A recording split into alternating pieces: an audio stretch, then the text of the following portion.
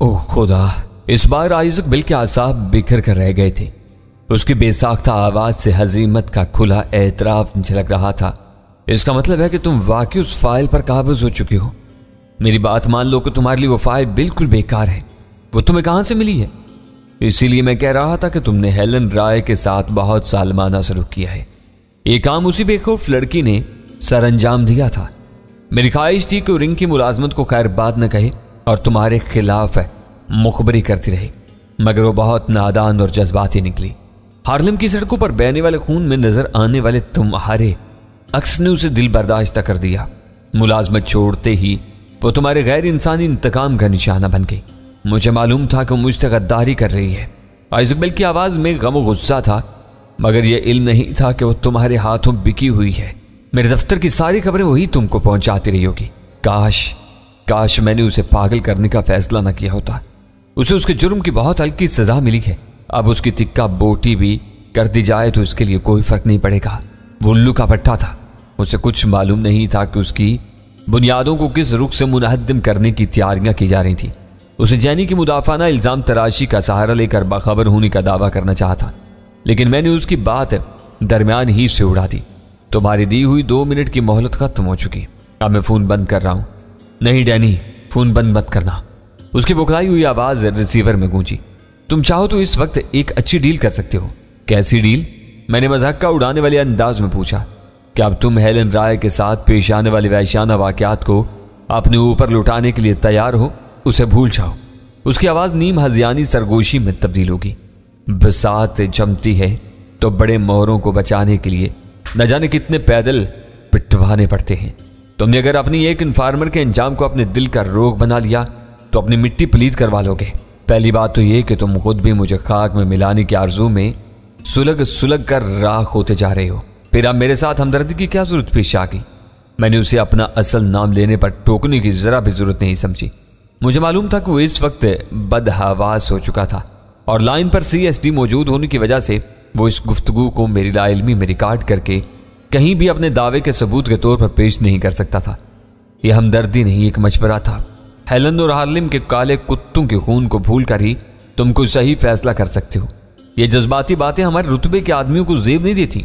उसके दिमाग में समाये हुए तकब्बुर को पामाल करने की नीयत से मैंने तलखी से कहा, और इन सफेद सुवरों के गलीज खून के बारे में तुम क्या कहते हो जो रिंग्स की 2 गाड़ियों समेत बम्बों से उड़ाए गए थे? इनका खून हार्लेम के कालों के खून से ज्यादा अफजल तो नहीं था। वो सब एक थैली के चट्टे बट्टे थे। मैंने तुम्हारे पैदल पीटे, तुमने मेरे पैदल मार लिए। उसने मेरी बात का बुरा माने बगैर कहा, मुझे इनकी जरा भी परवाह नहीं है। खैर उजरती बदमाश को एक न एक दिन इसी अंजाम से 2-4 होना पड़ता है। जो दुश्मनों की गोलियों से बचते रहते हैं आखिर में वो कानून की चक्की में पीस दिए जाते हैं। मुझे और तुमको इनकी सतह से बहुत बुलंद होकर काम की बातें करनी चाहिए। इन्हीं पर हमारी बका का इन्हिसार है। मेरी बका के लिए तुमको फिक्रमंद होने की जरूरत नहीं, सिर्फ अपनी बात करो। सब फाइल मुझे लौटा दो। कदर तवक्कुफ के बाद उसकी आवाज उभरी। एक बेकार फाइल के लिए तुम्हारा मुतालबा मजाक का खेज मालूम हो रहा है। तुम्हारे लिए वो फाइल बिल्कुल रद्दी है, मगर मुझे इसकी जरूरत है। मैं इस फाइल को जलाकर तल्फ कर दूंगा, तुमको नहीं दूंगा। तुम्हारे मफादात को जिक पहुंचाना ही अब मेरा मिशन बन चुका है। यह बात तुम अच्छी तरह जानते हो। समझौता कर लो। इस बार मैं सिद्ध के दिल से वादा करता हूं कि हमारी दुश्मनी दोस्ती में बदल जाएगी। हमारी दुनिया में कोई बात हरफ आखिर नहीं होती। सियासत में ऐसा जरूर होता चला आया है। मैं सियासतदान नहीं हूं। अगर ब्लैक डैड तुम्हारे पास मौजूद है तो उससे मेरी बात करवा दो। इस वक्त वही तुम्हारी पुश्त पनाही कर रहा है ना? शायद वो तुम्हें समझा ले। कदर तरद्दुद के बाद वो बोला, ब्लैक डैड अपने 2 जानिसारों के साथ रिंग्स पर एक और कारी जर्ब लगाने के लिए निकला हुआ है। तुम इसी नंबर पर मौजूद रहोगे तो वो वापस आने के बाद तुमसे बात कर लेगा। मैंने बिल्कुल सरसरी लहजा में कहा, यह याद रखना कि वो मेरी मर्जी के खिलाफ नहीं जा सकेगा। मैं तुमसे इस फाइल का सौदा करने के लिए तैयार हूं।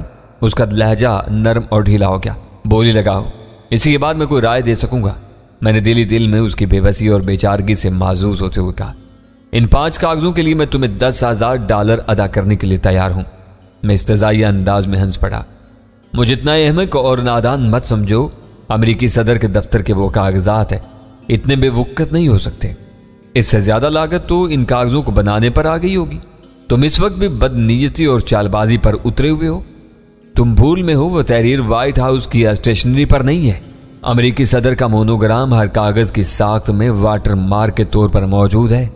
मैंने उसे अपने मुशाहिदे से आगाह करते हुए कहा, इसे तुम कैसे जुटलाओगे? जॉन ली बिग नामी कंपनी व्हाइट हाउस के स्टेशनरी के लिए कागजात तैयार करती है। इनकी मिल से निकलने वाली रद्दी में से वो कागज निकाले गए हैं। आइजक बेल ने पूरी संजीदगी से मुझे गुंचा देने की कोशिश करते हुए कहा, बिलावजह झूठ बोलने और मुझे बहकाने की जरूरत नहीं। मैंने दुरुस्त लहजे में कहा, इतना मैं भी जानता हूं कि मिलों में जब अहम या कीमती कागज बनाया जाता है तो उसकी रद्दी की एक कतरन भी मिल से बाहर नहीं निकलती। सारी रद्दी को दोबारा गलाकर कागज में खपा दिया जाता है। ऐसा अंधेर होने लगे तो दुनिया भर में जाली करेंसी और बॉन्ड्स का तूफान आ जाए। मुश्किल यह है कि तुम दुनिया के हर मौजू पर अक्ल कुल बनने की कोशिश करते रहते हो। उसने जिद छोड़कर कहा, तुम्हें कोई बात समझानी आसान नहीं होती। मेरे लिए अहमियत इन कागजों की नहीं, इन पर लिखे हुए मवाद की है। तुम सारी उम्र भी इस तहरीर को नहीं पढ़ सकोगे। सारी अहमियत इसी बात की है कि वो अमरीकी ऐवान सदारत की दस्तावेज है। इसके आखिर में तुम समेत 4 फरीकों के असल दस्तखत हैं। मुझे यकीन है कि इनमें अमरीकी सदर या इसके किसी मोतमद्द आदमी के दस्तखत भी मौजूद हैं और यह 4 फरीकी मुआहदा किसी मजमूम मकसद के तहत वजूद में लाया गया है, वरना इसकी तुम जैसे दहशतगर्द और नस्ल प्रस्त के पास मौजूदगी का कोई जवाब नहीं था। वो दखल अंदाजी के बगैर तहम्मुल से मेरी बात सुनता रहा, फिर गहरा सांस लेकर बोला, तुम्हारी सोच मनफी है, इसलिए तुम ये क्या सराई कर रहे हो और मुझे मजबूर कर रहे हो कि तुम्हारी कही हुई हर बात को दुरुस्त तस्लीम कर लूं। तुम्हें कैसे पता चला कि इस पर मेरे दस्तखत भी हैं? मुझसे ये मकारी नहीं चलेगी। तुम भूल रहे हो कि पागल होने से पहले हेलन राय तुम्हारी खास मुलाजमा थी और तुम्हारे दस्तखतों से अच्छी तरह वाकिफ थी। उसकी निशानदेही के बाद तुम इस हकीकत की तरदीद नहीं कर सकती। मैंने तरदीद नहीं की। उसने जल्दी से कहा, मैं सिर्फ ये मालूम करना चाह रहा था कि यह बात तुम्हें कैसे मालूम है। खालिन मेरे लिए आस्तीन का सांप बनी हुई थी। मुझे से ऐसी खुली बगावत की उम्मीद नहीं थी। उसे मेरे एतमाद को बुरी तरह मजरूह किया है। सांप गुजर जाने के बाद अब लकीर पीटना बेसूद है। मुझसे काम की बात करो। मैं ज्यादा देर तक वक्त बर्बाद नहीं करूंगा। मैंने खुश्क लहजा में कहा, इस सब्ज फाइल के लिए मैं तुम्हें 20-25 से बल्कि $50,000 दे सकता हूं। यह मेरी तरफ से तुम्हारे लिए खैर सगाली का इजहार है। वो एक ही सांस में अपनी पेशकश को 10 से $50,000 तक बढ़ाता चला गया। मैं दिल दिल में उसकी मकारी पर हंसा, फिर बोला, मुझे तुम्हारी खैर सगाली की जरूरत नहीं। तुम सरापा शर हो। तुमसे किसी भी भलाई की उम्मीद रखनी ऐसी ही है जैसे अंगारों से पानी ठंडा करने की तवक्का करना। यह हजारों की नहीं $1 मिलियन की डील होगी। $1 मिलियन? उसकी तहय्युर ज़दा आवाज से जाहिर हो रहा था कि मेरे मुतालबे पर वो भूंच कर रह गया था। जानती हो कि तुम क्या कह रहे हो? $1 मिलियन बहुत बड़ी रकम होती है। डेविड स्टार्स और शी के सरबराह की जुबान से यह बात बहुत हकीर मालूम होती है। मैंने तंज से कहा, पहले तुम अपनी फ्याजियों के बारे में बहुत शेखियां बिगाड़ते रहे हो। कागज के 5 चीथड़ों के लिए यह रकम बहुत ज्यादा है। वैसे तुम जो चाहो ले सकते हो। $1 मिलियन देकर भी मेरे असासों में कोई फर्क नहीं पड़ेगा। मेरे जहरीले फिक्रों पर वो तिलमिला कर बोला, मैंने $1 मिलियन नहीं $1 मिलियन कहा था। फी वर्क 1 मिलियन यानी सब्ज फाइल के 5 मिलियन बनते हैं। हाँ करो या इनकार कर दो। मैंने उस पर अपना दबाव बढ़ा दिया। लाइन पर चंद सानियों के लिए सकूत छाया रहा, फिर उसकी नीम मुर्दा आवाज सुनाई दी, तुम हद से ज्यादा तजावुज कर रहे हो। यह मुतालबा माकूलियत से आ रही है। मुझे अंदाजा था कि वो बेचूच रहा आमादगी जाहिर नहीं करेगा। इसका एहतजाज सुनते ही मैं हद से उकड़ गया। अब फाइल को भूल जाओ, ये सौदा नहीं होगा। कोई दूसरी बात करो। 3 मिलियन ले लो, मुझे वो फाइल चाहिए। आइजक बेल ने इसरार किया, अब 30 मिलियन में भी बात नहीं बनेगी। इस भिखारी की बात करो जिससे तुम खाके के लिए मदद ले रहे थे। मैंने एक बेरहमान अंसी के साथ कहा, चलो 5 मिलियन सही। तुम कहाँ मिल रहे हो? उसकी आवाज़ हैजान अमेज हो गई। ये मौजू ख़त्म। अब मैं खुद ही फाइल पढ़ने की कोशिश करूंगा। मुझे यकीन है कि न्यूयॉर्क का कोई ना कोई सहाफ़ी इनमें से 1-2 दस्तखत जरूर पहचान लेगा। नहीं डैनी, भूल कर भी ऐसी गलती ना करना। वो बेसाख्ता बोल उठा, फाइल मंजर-ए-आम पर आते ही मुझसे पहले तुम मार दिए जाओगे। यह सरासर खुदकुशी होगी। मेरी मौत तुम्हारे लिए खुशी का बायस बननी चाहिए। फिक्रमंद क्यों हो रहे हो? तुम अकेले नहीं मरोगे, तुम्हारे बाद मेरी बारी आ जाएगी। ऐसा हरगिज ना करना। अब वो रद्दी कागज यकायक इस कदर अहम कैसे हो गया? मैंने पूछा। तुम्हारे लिए वो रद्दी हैं, मगर मेरे लिए बहुत अहम और कीमती हैं। इनकी अहमियत बार बार दोहराकर तुम मेरे तजस्सुस को हवा दे रहे हो। अब मैं इनका मतन जाने बगैर तुमसे कोई सौदेबाजी नहीं करूंगा। तुम वादा खिलाफी कर रहे हो। वो मेरी बात काट कर बोला, 5 मिलियन पर बात तय हो गई थी। तुमने इसे तस्लीम नहीं किया था और बात खत्म हो गई। मैंने सख्ती से कहा। वो जो कुछ कह रहा था इसमें मेरे लिए नादीदा खतरात पनाह थे। $50 लाख हर एतबार से एक बहुत बड़ी रकम थी। जो महज 5 कागजों के इवज अदा करने के लिए वो तैयार था। इस पेशकश में आइजक बेल की बदनीयती हो सकती थी कि वो सिरे से कोई रकम ही अदा न करनी चाहता हो और महज बहलावे के तौर पर सौदा तय करके मुझे कहीं बुलाना चाह रहा हो।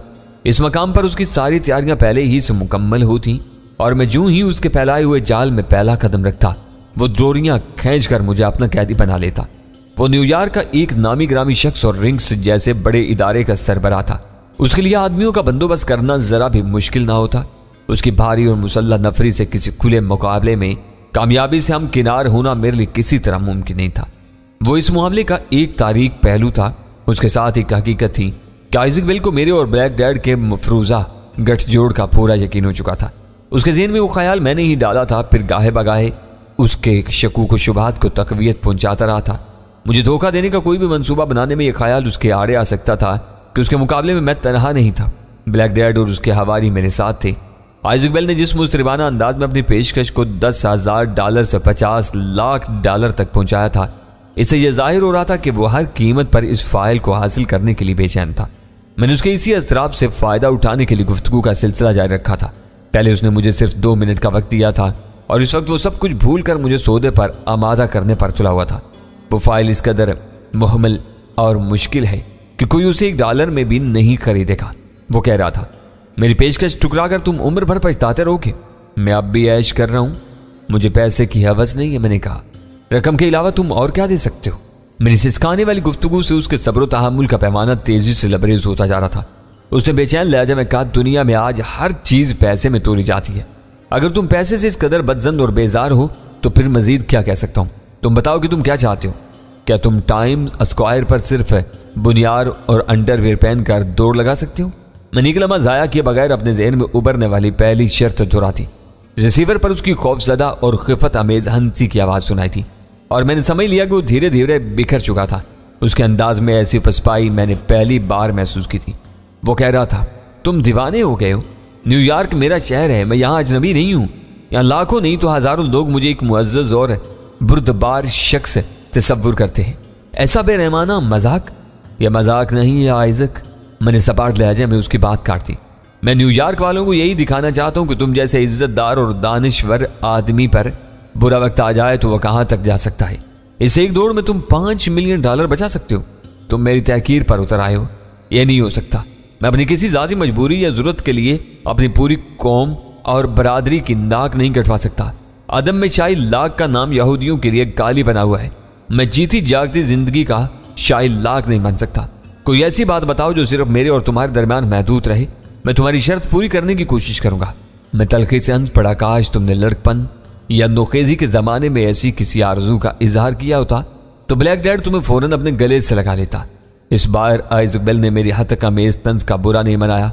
मुसालिहाना लहजे में बोला, इस कुत्ते और नमक हराम का नाम दरमियान में ना लाओ। मैं तुम्हें 10 बार माफ़ कर सकता हूँ, तुम्हें अपने सर पर बिठा सकता हूँ, मगर उसे माफ़ नहीं कर सकता। मुझे सोचना पड़ेगा कि तुमसे किन शराइत पर सौदा हो सकता है। मैंने उसकी बात काट कर फैसला कुन अंदाज में कहा। मैं खामोशी से लाइन होल्ड की रहता हूँ, तुम इत्मीनान से सोच रहे हो। जल्दी से बोला, मैं बेकार नहीं हूँ कि मुसलसल तुमसे बातें करता रहूँ। कोई बात ज़हन में आई तो दोबारा तुमसे रब्ता कर लूँगा। ये मेरा दफ्तर है, मैं रात भर यहाँ बैठा नहीं रह सकता। उसने हल्का सा एहतजाज किया। अपने दूसरे नंबर भी दे दो, मैंने अयाराना अंदाज में कहा। तुम कहीं ना कहीं मिल ही जाओगे। वो इतना मासूम या भोला नहीं था कि मेरा मकसद न भांप सका हो, मगर उसने किसी रद्दमल का मुजाहरा के बगैर कहा, इस नंबर के अलावा तुम डेविड स्टार्स के फ़ोन नंबर से भी वाकिफ़ हो। तुम इन्हीं नंबरों से मेरा कोई ना कोई सुराग मिल जाएगा। मैं कल तुम्हारी कॉल का मुंतजिर रहूँगा। इस वक्त वो बुरी तरह दबा हुआ था। मेरी हर जायज़ और नाजायज़ बात खामोशी से सह रहा था। मेरे दिल में आई कि इससे कराची जाने वाली पुरजों की खेप के बारे में सवाल करूं, लेकिन मैंने अपनी इस ख्वाहिश को दिल ही में दफन कर दिया। हेलन राय का ज़हनी तवाज़ुन बिगड़ने के बाद का वाक़या था। आइजक बेल परेशान ज़रूर था, मगर अपने होशो हवास में था। मेरे सवाल से उसे यह सुराग मिल सकता था कि इसके दफ्तर में मेरा असल मुखबर कोई और था, जिसे बचाए रखने के लिए मैंने सारे इल्ज़ामात हेलन राय पर डाल दिए थे। वो आखिरी लम्हे तक फ़ाइल के लिए मेरी खुशामदीद करता रहा, लेकिन मैंने वक्त के ज़या का एहसास करते हुए फ़ोन बंद कर दिया।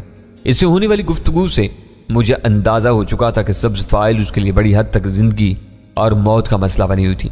अगर कुछ लोगों को ये इल्म हो जाता कि उसकी बेएहतियाती की वजह से वो फाइल उसके हाथों से निकल चुकी है, तो वो इसके खून के प्यासे बन सकते थे। इससे जान छुड़ाने के बाद मैं एक मरतबा फिर सब्ज़ फाइल ले बैठा, जिसके हरूफ और हिंसे मेरे लिए नामानूस नहीं थे। लेकिन अल्फाज यकसर अजनबी थे। गिलास से स्काच के छोटे छोटे घूंट लेते हुए मैं इन पांचों ओराक की गुत्थी सुलझाने के साथ साथ वीरा की वापसी का भी मुंतजिर था। मुझे उम्मीद थी कि वो न्यू जर्सी से बहुत सी धमाका खेज खबरें लेकर वापस आएगी। तीसरी तरफ मुझे 9 बजने का इंतजार था, क्योंकि इस वक्त वर्जीनिया में बद्रीनाथ से बात होने की उम्मीद थी। इस शाम शायद वो भी अपने मेजबानों के साथ कहीं उलझा हुआ था। वीरा 8 बजे के करीब वापस आई और आते ही थके हारे अंदाज में बिस्तर पर गिर गई। होटल के कमरे में पड़ी ईंटती रहती हो तो थक जाती हो। आज बाहर घूमने का सुनहरा मौका मिला तो इससे भी थक हार कर लौटी हो। मालूम होता है कि तुम्हारा सारा जोश और वलवला रुखसत हो चुका है। उसके गहरे गहरे सांसों के दरमियान मैंने चोट की, मेरी चोलें हिल कर रह गईं। वो बिस्तर पर पहलू के बल होकर बोली, हमारा जो काम होता है वो एतदाल से गुजर जाता है। आराम था तो बस आराम ही आराम चल रहा था। आज वर्जिश का मौका मिला तो सारा दिन भागते दौड़ते गुजर गया। दुकान के मालिक ने मुझे ख्वार कर रख दिया। मैंने अपने गिलास से आखिरी घूंट लेकर कहा, अगर तुमने प्रिंसटन से फोन नहीं किया था तो तुम्हारी आज की मेहनत जबरदस्त रंग दिखाएगी। अब न्यूयॉर्क में फैले हुए बकेड़े तेजी से सिमटते हुए नजर आ रहे हैं। रूखी सूखी बातें अच्छी नहीं लगती। मेरे और अपने लिए एक एक गिलास बना डालो, फिर एक दूसरे की कथा सुनने में मजा आएगा। उसने बिस्तर पर लेटे लेटे फरमान जारी किया, तुम जैसी खूबसूरत लड़की के होते हुए मर्दाना हो तो उसे ये काम अच्छा नहीं लगता। मैंने मुस्कुरा कर कहा।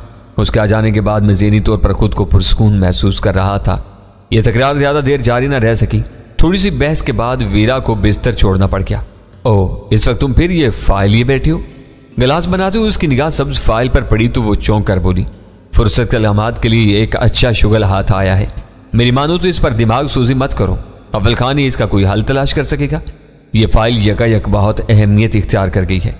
आइजक वेल इसे हासिल करने के लिए दीवाना हुआ जा रहा है। आज तुम्हारी जैनी उसके अताब का निशाना बनते बनते बची है। उसकी थोड़ी सी गोशमाली हो जाती तो उसके सर से सारे रूमानी जरासीम झड़ जाते। क्या उसने आज फिर तुमसे राब्ता किया था? वीरा ने आखिरी फिक्रा फाड़ खाने वाले अंदाज में अदा किया था। मैं बेबसी से सर हिला कर रह गया। क्या कह रही थी वो? जैनी का जिक्र आते ही वीरा का मूड बिगड़ गया। आज उसने बहुत कारामद बातें बताई हैं और इसाक घंटी हिल कर रह गया। मैंने उसका मूड बहाल करने के लिए जल्दी से वजाहत की, मैं इसे खूब समझ रही हूँ। उसकी ये सारी मेहरबानियां तुम्हें शीशे में उतारने के लिए हैं। मेरा ख्याल है कि मैंने उसे मुंह लगाकर गलती की है। जैनी पिछले 2 दिनों में वीरा की कमजोरी बनकर रह गई थी। वो कम अज कम वक्त में उसके मुज़ाकरात के बारे में सब कुछ जान लेने पर तुरी हुई नजर आ रही थी। मेरे हर सवाल पर उसकी बस एक ही रट थी कि वो मेरी पूरी रुदाद सुन लेने के बाद ही प्रिंसटन में अपनी सरगर्मियों की कहानी सुनाएगी। थकन और भाग दौड़ की वजह से वो इस वक्त चिड़चिड़ेपन का मुजाहरा कर रही थी। इसकी जिद के सामने मैंने हथियार डाल दिए और वीरा को अपने दिन भर की कारकर्दगी का खुलासा सुनाने लगा। कराची से अव्वल खान ने मुझे जो कुछ सुनाया वो इंतहाई अफसोसनाक था। उसके बाद की कहानी से वीरा दिल खोल कर मायूस हुई। मैंने आइजक बेल से मुजव्वजा मुलाकात के लिए पहले से तो कोई खास मंसूबाबंदी नहीं की थी।